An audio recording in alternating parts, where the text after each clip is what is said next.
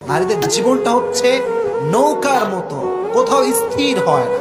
নারীরা এত বেশি স্যাক্রিফাইস করে, তবুও নারীরা জীবনের শেষ নিঃশ্বাস পর্যন্ত বুঝতে পারে না যে আসলে তার আসল বাড়ি কোনটা, আসল ঘর কোনটা সে বুঝতে পারে না। একজন মেয়ে যখন ছোট থাকে তখন সে ভাবে যে আমার বাবার বাড়ি তো আমার আসল বাড়ি। যখন এই মেয়ে বড় হয়, তখন তার বিয়ে হয়ে যায়, তখন সে বুঝতে শুরু করে আমার আসল বাড়ি হচ্ছে শ্বশুর বাড়ি। আস্তে আস্তে যখন তার সন্তান হয়, বৃদ্ধ হয়, স্বামী যখন মারা যায়, তখন সন্তানের ঘরে আসে, মনে করে এটাই তো আমার আসল বাড়ি।